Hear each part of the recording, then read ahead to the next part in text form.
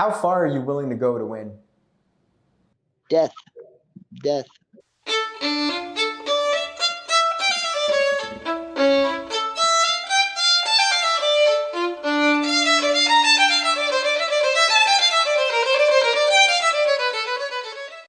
What's up, guys? Welcome back to another episode of Thoughts of the Pugilist podcast. I'm your host, Fahad Bayezid, and today's pugilist is one of the most feared UFC fighters. The fighting pride of Portugal, from Milford, Massachusetts, the soulless Christopher Moutinho. Brother, how you feeling? I'm feeling great, brother. Thanks for having me on, man. I can't wait to talk to you, brother. It's an honor to have you on. So let's get right into it. How did you you wrestled in high school, and when did you know this was going to be a living for you? Yeah, man, it was quite a bit of time after that, but yeah, I wrestled in high school, got out of high school, and I was doing all the normal dumb kid stuff. You know what I mean? I was drinking too much, partying, doing the things that you're not supposed to do. And then my coach, my first coach, George Rivera, who was in the UFC for 10 years, he opened up a gym right in my hometown. And I decided, hey, maybe I'll give it a try. And then after a few months of getting punched in the face, I realized, yeah, this is for me, man. This is what I want to do. And I never looked back, man. It's been 10 years of my life just grinding every day, getting my ass beaten, trying to make this a living, you know. Yeah, well, I mean, you've done all right so far. Yeah, man, it was a lot of ups and downs to get here, but yeah, it finally worked out. You know what I mean? I just thank God for that, man. More than anything, God and everybody in my life. You know. Of course. I mean, gratitude is key. I wanted to ask you, first of all, how did you develop this relentless mental strength? A lot of things, man. It's a lot of it's just the people in my life, the people that grew me into who I am right now. You know what I mean? I was taught a lot of things growing up that you don't really even notice when you're young. You just think it's natural. You just think it's normal. Like I watching my mom having to work multiple jobs, take care of me and my brother, and just deal with what the stuff that she went through, and then seeing just my friends and stuff getting bullied a little bit in throughout middle school and everything else, getting picked on a little bit, and always being the small guy and having to always fight for everything that I did. You know what I mean? And as I got older, man, it started to build these lessons in my life that you can get what you want, man. You just got to work extra hard for it. I was never the athlete. I was never going to be the most athletic person, the strongest person, the biggest person, but I you're gonna have to kill me to get me out of there and get me off you. So that's just the way I've always looked at it, man. It's made me into who I am. I mean, it definitely shows that you know, someone would literally have to kill you to get you out of there, because from what we've seen so far, you don't stop until, well, you just don't fucking stop. Yeah, pretty much, man. I don't really believe in some of the things that a lot of people believe in. You know what I mean? I don't believe in that there's a shit like you hear all these guys saying I got to get in shape, man. That fight was on 10 days notice. That fight was on 10 days notice. I hadn't really been training super hard, and I was getting ready for a fight that was 2 months away. So wasn't like I was in any kind of real fight shape or anything, and I had more gas than anybody on that card. You know what I mean? I didn't get tired. I wasn't tired. I don't believe you can't, like, tired is a thought in your brain. Tired is something that you have to make yourself tired. You can't really be tired. Being tired is a thought. You know what I mean? I don't believe that you actually are. I could go in there on a day's notice and go 6 rounds, 7 rounds, 8 rounds. It doesn't matter to me. So regardless of what it is, man, I'm never out of shape. I'm never worried that I can't go. I mean, if had that been a 5-round fight when you fought O'Malley, what do you think would have happened? Who knows? Who knows? I don't work on ifs and buts. You know what I mean? You know what I mean? It is what it is. I lost the fight. It was a 3-round fight, but he was tiring. If you saw it in the fight, he was the one looking at the clock every 3 seconds. I took a beating for 3 rounds on 10 days notice, I accept my losses. I'm not somebody who sits there and is like, oh, I was gonna knock him out in that 30 seconds, or if we had 2 more rounds. I don't know. I don't know what would have happened, man. I probably still I would have got kicked, my ass kicked for 2 more rounds for all I know. But either way, man, I will go out on my shield every time. I'm gonna go out there and I'm gonna keep swinging. I'm gonna keep throwing my fists, try to hit you with something, man. Win, lose or draw, this is who I am, and I'm never gonna go out there and put on a lame show. My show is all up and down my from the low ranks up into the UFC. They're all gonna be bangers. They're all gonna be something for you guys to enjoy and people to enjoy, and that's it, man. That's who I am, and that's I leave all my whole soul in that cage. I can't wait to watch you fight again, brother. I can't wait to get back in there, man. It's right now. I'm bumming a little bit because I was supposed to actually be fighting. I was supposed to fight last Saturday. The Saturday just passed, and then I got injured and all this stuff, and I had to pull out of that fight. And that's something I've never really done in my career, man. It was like something that is a really hard pill for me to swallow, and something that like burns me up inside, man. So I just can't wait to get back in that ring and show everybody who I am. Well, I'm glad you didn't fight injured, because at this point in your career, you don't want to just take any fight and and not be at your best, because you have a bright future in the UFC, and you wouldn't want a bad night to slow you down. No, for sure, and that's what my team and my managers all had to put into my head. And I understand it, man. It's one of those things you never want to do, and it's not fair to the people you're fighting and the people training to fight you and all that stuff, and then they have to get different opponents. It's something that's just hard for me. I understand why we did and why we had to pull out, and I accept all those things, and that's why I'm gonna start. I'm back in the gym, and I'm gonna start working my ass off to go out there and make up for it. I Nobody's blaming you for pulling out. I mean, you have to be your own top priority. No, 100%. I'm not really worried if people are or not. It's more of an internal thing, man. It's more here. This crazy brain of mine, bro, is something that I fight with a lot. So it's more of a mental struggle than anything else. I see. I I want to read you. These are quotes from you at UFC 264. You said, "I can't wait to show the world who I am. Win, lose, or draw, there will be blood. I'm the most entertaining fighter in the UFC roster." Do you feel like you've introduced yourself? Are you satisfied with how you've introduced yourself to the UFC fans? Am I satisfied? Nah, I don't know. I don't really think so. Like, you know what I mean? I'm happy that if I'm gonna lose or if I'm gonna go out, at least it's like a banger fight like that. But no, man, I'm a competitor before anything. You know what I mean? No matter what, no matter how I lose, it's still gonna kill me that I lost. You know what I mean? I think I can beat that dude. I think I can beat that dude. If I fight him 10 times, not fight 10 times, I think I win 9. You know what I mean? That night he won. I came in there like I came in there like an idiot and just charged at him, tried to make it a hockey fight. You know what I mean? So no, I'm not happy that I lost, but if I'm gonna go out, maybe that was good enough. You know what I mean? But it still kills me every day, man. I can't even watch the fight, man. I watched it once and then I can never look at it again because I was charging at the dude, swinging like a psychopath, and not really walking him down, really doing anything that I was supposed to do, and it just hurts to watch, you know. Now, were you unable to contain your excitement, because it was your first fight in the UFC?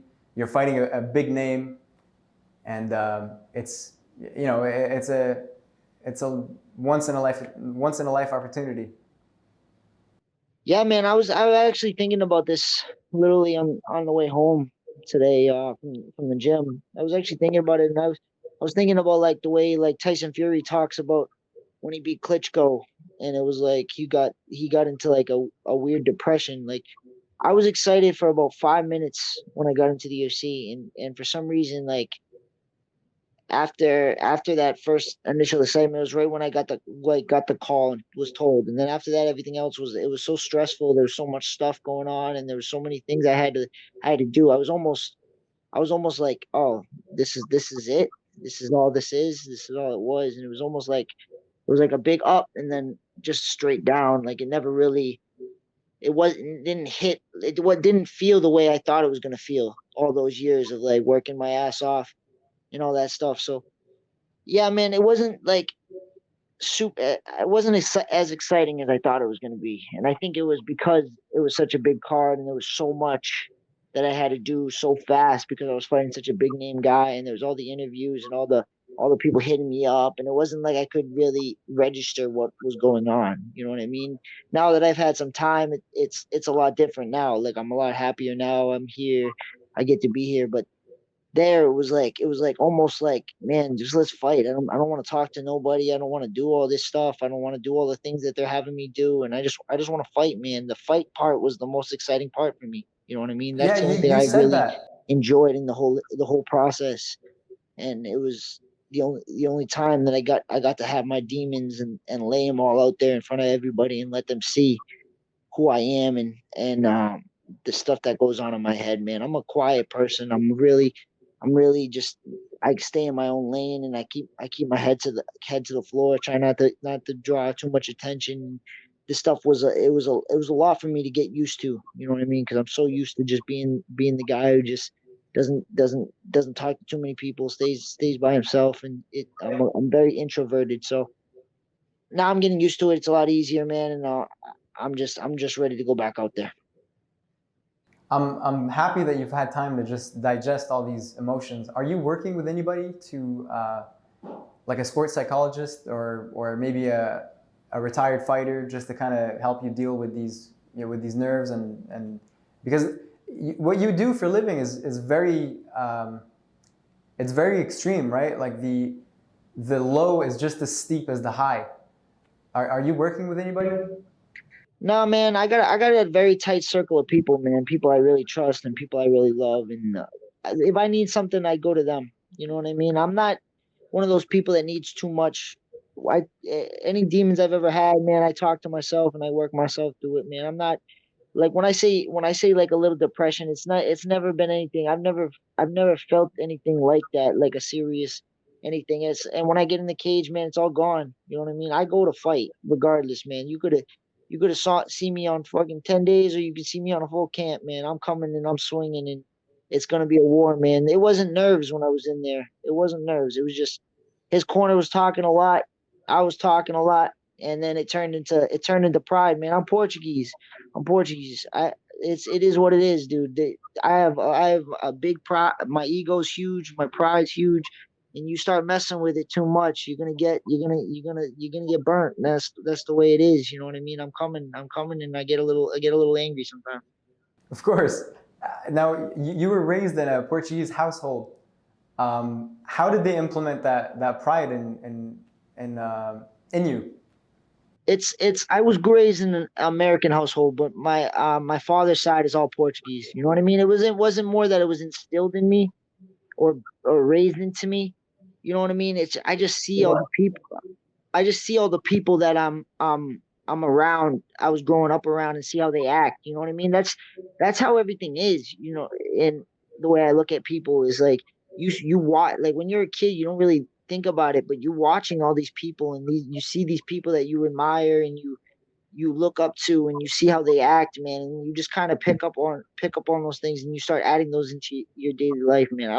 All the men in my family are very big-headed, proud people. They don't talk too much. They keep quiet to themselves. But when you piss them off, they have short fuses and they just go. You know what I mean? And that's sort of how I am, man. I don't talk much, even to the love of my life, my girlfriend. Like it's hard. She like has to force conversations because I don't talk very much. But I have a short temper, and when these people come at me in different ways, man, it's you're gonna get it, man. I got a big mouth, and I'll show you all who it is. Well, now that you say you have a short temper, you remind me a little bit of Cody Garbrand, because we've seen that he doesn't do very well when he's one of my favorite fighters, by the way, but he doesn't do very well when people talk shit to him. He doesn't fight very well. He kind of loses. He's not thinking as much when he's fighting. Do you see that in yourself? Yeah, sometimes it helps, sometimes it doesn't. You know what I mean? Like last fight, it definitely didn't help. I just started swinging and didn't really care what happened to me. You know what I mean? Didn't move my head at all. Didn't faint. Didn't do anything. I just wanted to hit that guy so much, so bad that it threw me off of everything that my coaches were working. And you can hear my coaches just yelling things and me not doing any of the stuff that they're saying just because I want to hit this guy so much. And it is what it is, man. Hey, the fight went how it went, and I'm very happy there's so many people that enjoyed it, but I need to go back. We've been working so much on so many different things over here. With all my coaches, Brian, my coach is Tommy over at Regiment Training Center, my boxing coach over at Uppercuts in Ashland, Mass, and then all my little teams that I go to, Lozon's MMA and all that stuff. We've been working on so many different things and so many things that I've been improving in my game. And well, next time I get in that cage, you guys are all going to see that. Oh man, the fans can't wait. My production team is right there, and they can't. They're losing their minds over what you're saying. Man, I appreciate it, man. I appreciate people like you having me on and allowing me to talk and show the world that us little guys from little towns, man, can make a splash if we work hard enough. Of course, I'm a little guy too in the podcast world, but I'll get there one day. We'll get there together. Yeah, for sure, man. I can't wait. Can't wait to look at you one day with a million and a half followers and shit like that, man. I appreciate it, bro. What else can we expect from you when you have a full camp? What can we expect from Kris Moutinho? Hopefully a little head movement, and just another banger, man. I was saying it after the fight, man. Every fight I go in there, man, is gonna be fight of the night, regardless, man. I wanna break that record along with being a world champion and being a Hall of Famer someday. Those are my goals. But I also want to, every fight I get in there, man, there's a couple guys that I look up to, and like Cowboy Cerrone and Nate Diaz and Joe Lozon. They all have like the fight of the night records, like Gaethje as well. with like 11 or 12 or something like that. I think it's Joe Lozon. I'm gonna break that. Every fight I'm in is gonna be a fight of the night. I'm gonna break that record. With what you're doing, I don't doubt that you will, bro.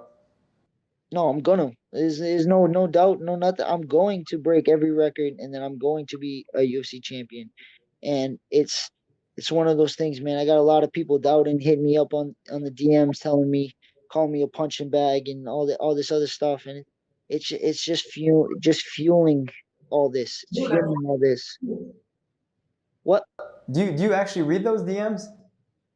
I try not to, man. I try not to, but I'm one of those guys. This is still so new to me, man. I don't want to be that guy. I want to be the guy that answers the people and messages back when people sends me stuff or tags me in things. And so right now I read them. I read most of them, whatever ones I can, man. I got like thousands of DMs in my Instagram, bro. Like, and it's I can't get to them all, but whatever ones I can, man. If they're negative, I usually just delete them. But it's just crazy to see what people will say to people that they've never met them. Or They wouldn't say it to your face, trust me. no, they probably wouldn't. Some psychos probably would. But hey, man, I'm not the most intimidating guy in the world, man. When you see me, I'm not the most intimidating guy, but it is what it is, man. Well, now we know what you're made of, and I'm sure a lot of these trolls wouldn't mess with you. I hope not, because I don't need to be going psycho and hitting nobody and being on TMZ or some kind of crazy shit. Of course.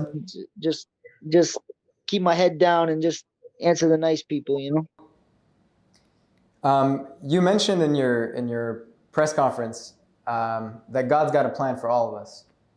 Do you think all fighters need to find some type of spiritual meaning in what they do because of how abusive fighting is? You know, how mentally abusive fighting is? I'm not gonna say that. I don't try to push my faith on anybody. You know what I mean? Like, regardless, however you get through your life, I think some kind of something to make make your enlightenment, make you feel like you get through the day is always good, man. Whether that be therapy or that be like a family member or somebody you look up to that's helped you through your life.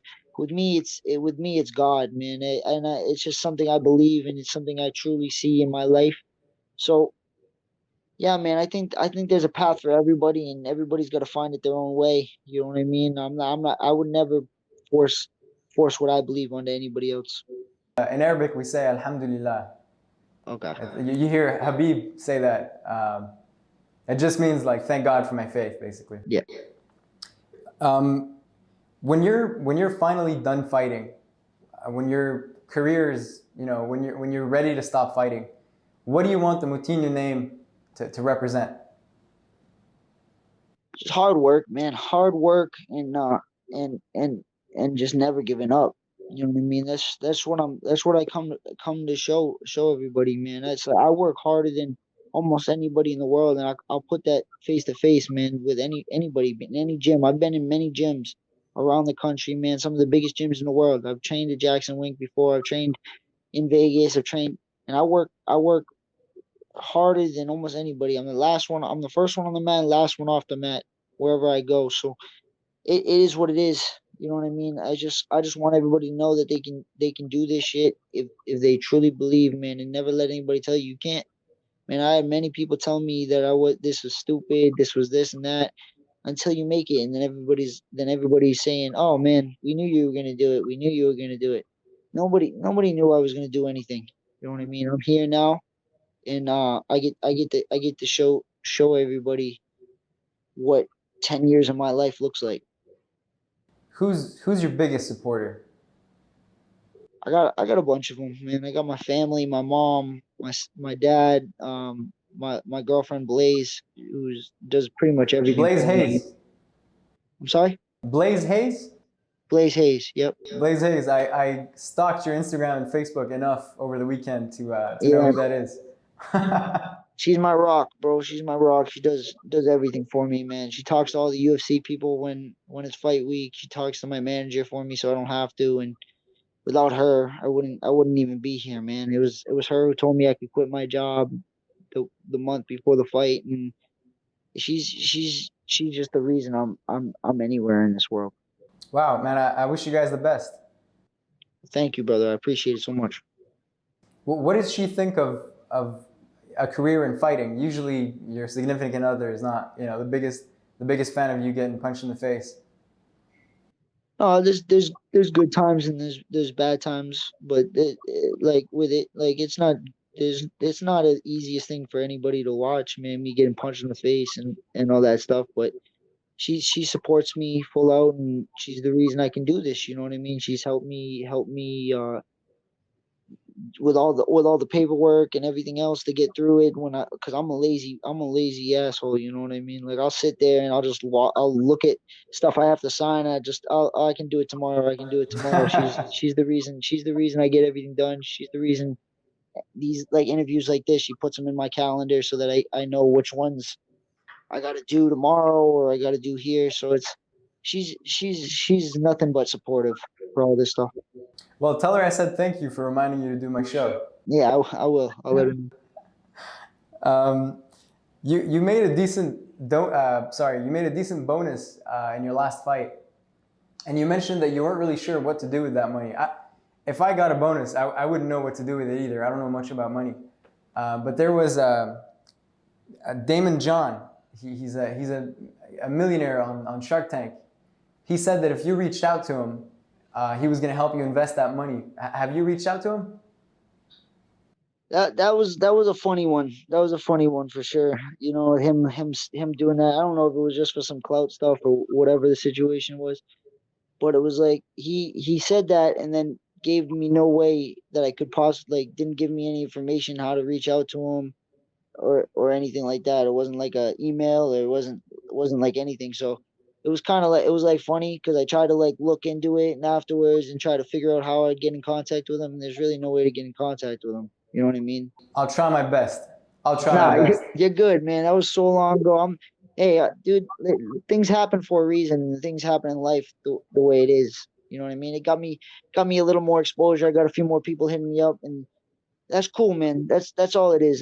That's all the sport is, man. Get your name out there, and hopefully people like you. And if they do, if you keep winning, they'll keep liking you. When you start losing, they won't like you as much. And these are things I've already known, man. I'll be fine with all the money. I'll figure out what to do with it. I got people I got to talk to. I got financial advisors I got to talk to, and all that stuff. And that money will go to something good, and we'll keep it stockpiling from there. That's good. That's good to hear, bro.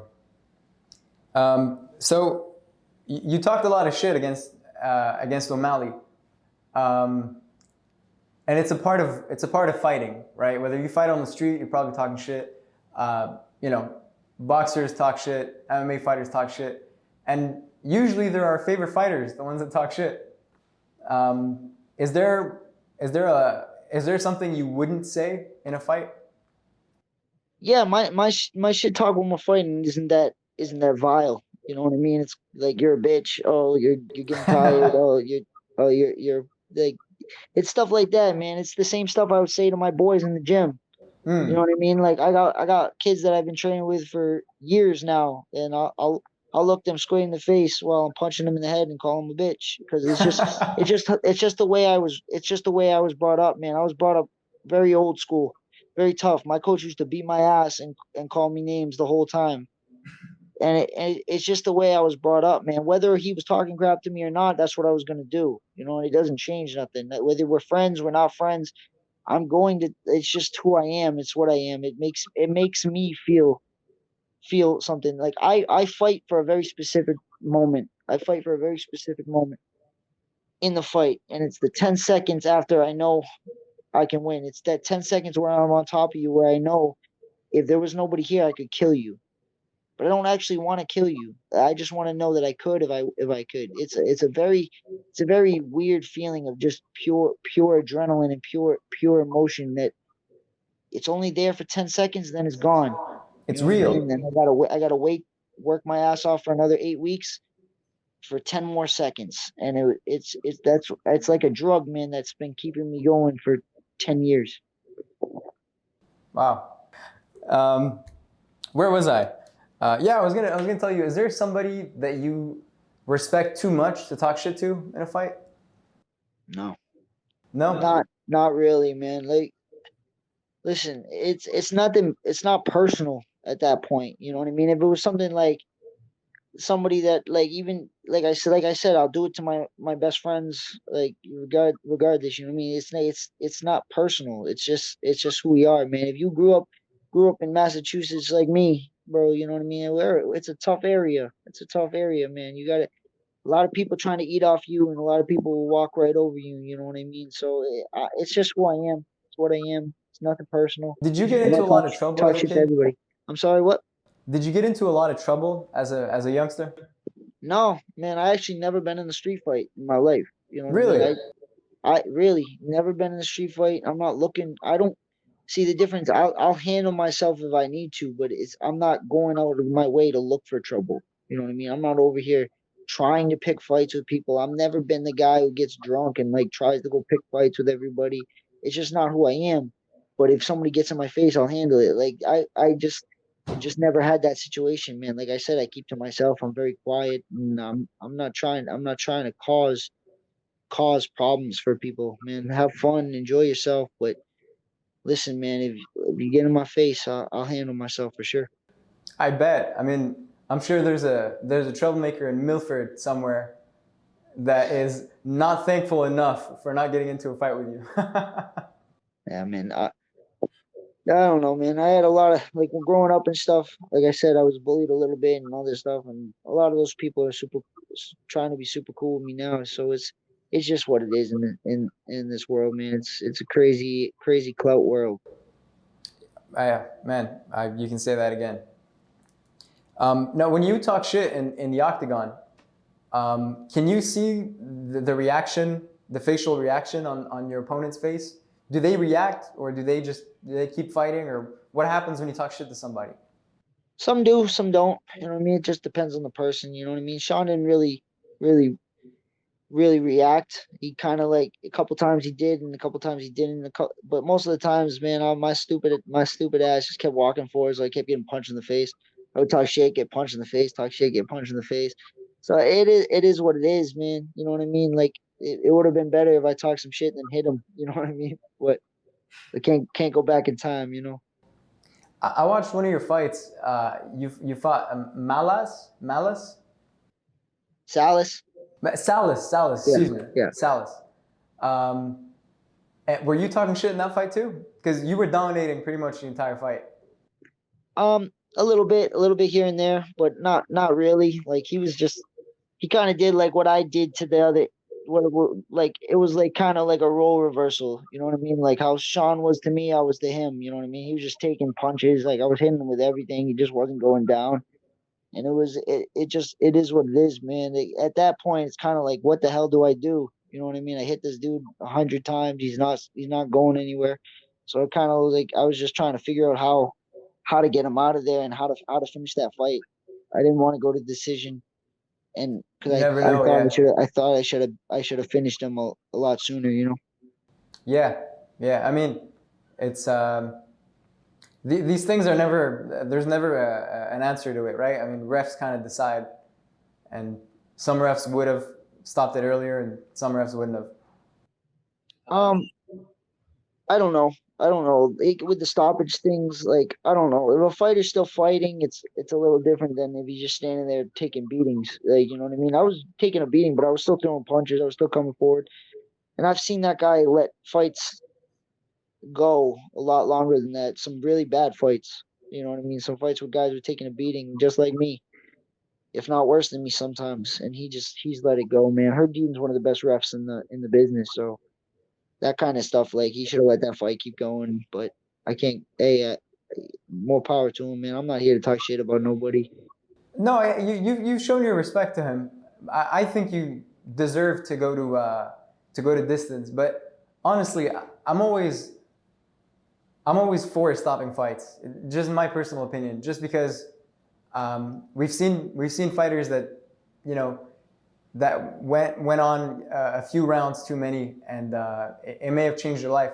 Thank God it wasn't the case for you, but we never know on the spot. You know. No, for sure, man. But I signed up for the brain damage. I signed up to be a vegetable. You know what I mean? Hey, it's gonna happen regardless, bro. Like I'm planning on being here for a few more years. I'm not worried about what happens to me when I'm 80 years old, man. I'm gonna have kids. They're gonna be all set, and then they can take care of their little vegetable dad. You know what I mean? That's just what it is, bro. I'm not worried about it. I'm not worried about it. We'll worry about it when we get to that point. How far are you willing to go to win? Death, death. You know what I mean? I'm willing to be hobbling with one arm and a shoot off leg. You know what I mean? I don't care. I'm not worried about it. You know what I mean? This is something I truly love, and it's something I'm willing to give my whole life for, man. And this you hear a lot of people say that, and they're not really willing to do it. You know what I mean? They're not really willing to die in there. I'm willing to die in there. I'm willing to stand there. I don't have the same brain, the same mindset that everybody else has. You know what I mean? They say that, oh, I can take this, I can take that, until they have to really take it. You know what I mean? I'm not the most athletic. I'm not the most skilled. I'm not this and that, man. But I'm tougher than any other human on this planet. And if I have to show that every time, I will. Kris, your passion inspires me, man. That's what I'm trying. I appreciate it, man. I hope I inspire some people, but realistically, I'm not lying. I'm not faking this stuff. This is who I am 100% of the time, and this is what I'm trying to show everybody. You know what I mean? This is what I'm trying to show everybody, and I'm to hear it all the time. Like I hear, oh, I'm willing to die. I'm willing to die. And then you see the guy go out there. You see guys go out there, and they're like saying all these things when they never get tested. And when they're on the undercard, they're like, I'm willing to die. I'm tougher than everybody else. And then you see them quit on a stool, or you see them lay there and be like, oh, I can't go. You'll never see that. You'll never see me give up, man. Again, you got to take me out, or you got to have somebody else take me out, because it ain't going down like that ever. How much of your identity revolves around being a fighter? It is me, you know what I mean? To an extent, it's been most of my life. You know what I mean? I am a fighter. It's who I am as a person. It's all the things I love. I've never loved anything else. Like you hear these people, they wanted to be this, they wanted to be that. I've always wanted to be something like this. You know what I mean? I wanted to be something, some kind of athlete, some kind of this my entire life. I didn't know what it was. I never didn't know fighting. I didn't have people in my life. Like I didn't have boxers growing up. I didn't know what boxing was. I didn't know what MMA was until I saw it that one time. And I used to be an aggressive young kid wrestling with all my friends and like all that other stuff, and didn't know that this was anything until I got into high school. And then my buddy showed me wrestling. I started wrestling and I love wrestling. And then my buddy was like, "Hey, let's watch the UFC fights." I'm like, "What are UFC fights?" After that, man, after I got out of high school, and I just looked for something, so I picked up jujitsu, and then jujitsu wasn't enough, and then my coach opened up the MMA gym, and I was like, "This is what I was meant to do. This was everything that I was meant to do. I'm tougher than all these kids. I know I can do this." And then it just snowballed. It snowballed into the rest of my life and everything else. I'm in the grocery store shadow boxing a freaking watermelon. You know what I mean? It doesn't it doesn't matter because this is all that I've ever wanted to do. It shows, man. It shows. Um, are you gonna match your hair with your trunks next fight? Because you did that against the Salas fight. We'll see. We'll see, man. I don't know what I'm gonna do next. Like I just dyed it again, so because I was gonna dye it for my fight that I was supposed to have this last weekend. So the appointment was already booked, so we just did that. So we'll see. I keep sending the girl the girl that dyes my hair. I keep sending her like cartoon characters. Like all the things are based off like cartoon characters. She gets super mad because she's like, "How the hell am I gonna make your hair look like that?" And I'm like, "I don't know. Figure it out." You know what I mean? So Which cartoon characters? she keeps coming up with good stuff. So we'll see what it is next time. Do you remember what was the first MMA fight you watched? You said you were watching a UFC event with your friend. Um, I think it was GSP versus Matt Serra too, because I used to be like a big GSP fan. I'm from Montreal. I'm in Montreal right now. I'm in Georges St. Pierre City. Guy's a man. So I was a big GSP fan. Watched Matt Serra versus GSP two was the first pay per view we bought. But like guys like that, man, I love GSP. I loved Rampage. I was a big Rampage fan, and then just a few other guys like that. You know, Those guys are completely different. How do you like both of them? I don't know. I watched all the old power bomb videos. Rampage was picking up people and power bombing them. Man, that was pretty cool. And then GSP was he's just so like he's just so technically good that it's just watching that guy just demolish human beings with not really trying, never being a wrestler, and he's never really wrestling in real life and just taking down D1 wrestlers and them not really being able to do anything is pretty impressive, you know. Yeah. On top of that, he's a very classy man. He seems like it, man. I've never met him. Like, it's funny to see like you watch people. He looks very respectful on TV and stuff, and but it's like you can never tell who's gonna be like real, like that, like really be how they are on TV when you see them in person. Like when I was at the UFC 264, like when you watch Conor on TV and you watch Conor like within 5 feet from you, he's the same person. He's like a fucking asshole all the time. You know what I mean? And then you watch like other guys that talk a lot of shit, and then you see them, they're super respectful. So it's like it's when th're not on camera. So it just depends on who you're trying to who you see. You know. Well, I've met GSP, and I have a lot of friends that have ran into him, and he's exactly how he acts on TV. He's really respectful. He's he's classy. He'll take a picture with you if you ask him to. That's amazing, man. That's awesome. Yeah, he's a classy guy. All right, Kris. Before you leave, I want to play a game with you. I'm gonna name a few bantamweights, and you're gonna describe them with one word or one sentence. Okay. Okay, and then after that, we're gonna go through a pound-to-pound list, and we're gonna play the same game. Okay. So you can say whatever you want. You can You can skip one if you want to as well. All right, let's start with the bantamweights. Aljamain Sterling.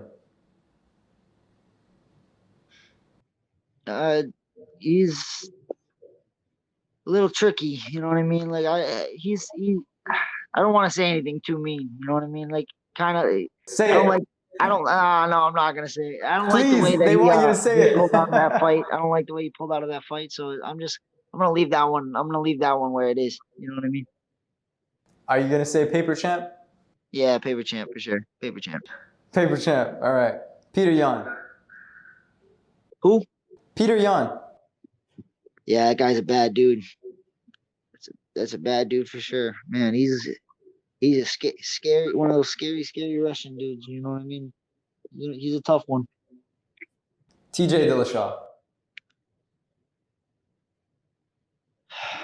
He's another one. You know, you're trying to get me to troll somebody, man. You're trying to get me to say something. I'm working really hard, guys. I'm trying. I see you, man. He's hey, man. I used to be a big fan of TJ. You know what I mean? But the steroids is kind of threw me a little bit. But man, hopefully he stays clean, and then we can go back to being a fan. You know. All right. I'll give you an easier one. Frankie Edgar. The legend, bro. He's a legend for sure, man. The GOAT. Dominic Cruz. Another one, man. Another really great dude's done a lot of really good things in his career, man. And I admire him, man. He moves a little funky, but guy's a Hall of Famer for sure. I'll give you two more. Cody Garbrand. He's a beast. Like his fight against Dominic was crazy. It's just he needs to like do something, figure out how to not take those shots because his chin just can't hang it no more. And finally, Sean O'Malley. He's good, man. He's a good dude. Like you know what I mean. Like unless you have to fight him, man, because him on a camera, him and his coach are too much. But man, he's a talented dude, man. He's a talented dude. I'm not here to talk shit about nobody. You know what I mean? I feel you, brother. Got his little things, man. He's got a. I don't know about his wrestling too much, but if he's got wrestling and stuff, he's gonna be a tough dude at 35, man. All right, now let's start with the pound for pound list. Kamaru Usman. Who? Kamaru Usman. Beast. That guy is a scary dude, man. So when I watch that dude fight, I'm so happy I'm not 170 pounds. John Jones. Guy's a problem. That guy's a problem, man. They need to do something about him. They need to he needs to go he needs to go into AA quick, or they need to kick him out. Israel Adesanya. Guy, I like watching him a lot. You know what I mean? His hands are a completely different level than a lot of people, man. Just the way he moves and all that stuff. So it's really fun to watch him fight. Dustin Poirier. Pound for pound, yeah. Dustin's a beast. Dustin's a beast, man. You know what I mean? Dustin works. He's another guy. He just works his heart, works his ass off, and he just keeps his head down and just keeps knocking dudes off. So I like Dustin a lot. All right, the Diaz brothers. Yeah, I modeled a lot of my shit. Just trying to be like them a little bit. You know what I mean? They're willing to take it and stuff. They're some of the funnest dudes to watch fight. You know what I mean? You can't not like them. Yeah, no, you can't be a fight fan and not absolutely love. And I'm quoting Conor McGregor. You can't be a fight fan and not love those guys. Yeah, man. I used to be a super big fan of Conor McGregor, man. I think after the Floyd, before the Floyd fight, I was like really down, man. I think he's another one that does a lot of things off of fighting that he needs to like get back to like his old self. But man, once you have all that money, man, I don't think you can. Yeah, I mean, he's disappointed a lot of his fans. So it's a tricky situation. I hope he finds himself because it feels like he's grown bitter. You know. Yeah, man. Hey, you give me $100 million and me try to be hungry again, bro. It's not possible. You know what I mean? You can't be hungry with $100 million. So it is what it is, man. We're all supposed to grow and change, man. It's just we gotta know, but when we gotta know when we're done. You know what I mean? We gotta know when we're past the point where we're still hungry. You know? Yeah, I feel you. I got two more for you. Habib Nurmagomedov. Habib Nurmagomedov. Yeah, unbeatable. You know what I mean? The guy is just too much, man. You watch the guy; he doesn't get tired. He's got better wrestling and grappling than almost everybody in the world, man. When you start fucking worrying about his grappling, man, he starts punching you in the face, man. He's just next level, man. That's why he walked away, man. He has no challenges, you know. Yeah, yeah. And a last one. I am from Montreal, even though he's not fighting anymore. I have to ask you, George St. Pierre.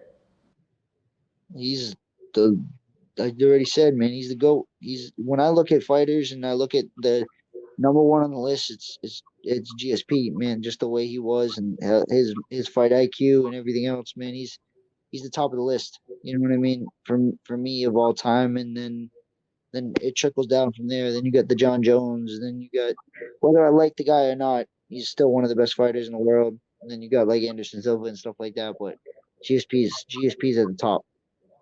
Yeah, I mean, I think so too. Kris, thank you so much for your time, brother. No, appreciate you having me on, man. Thank you so much. I got you. I got you this rope. It's one of my favorite ropes to jump with, from my friend Gaddy Jumpman. He's the owner of Timeless Jump, and I got you green, like your hair color. Appreciate you, brother. Thank you so much. When we're off air, you'll tell me where to send it. Okay, word. All right, brother. All right, guys, go follow my man Kris Moutinho on Instagram, or as always, I'll knock you out.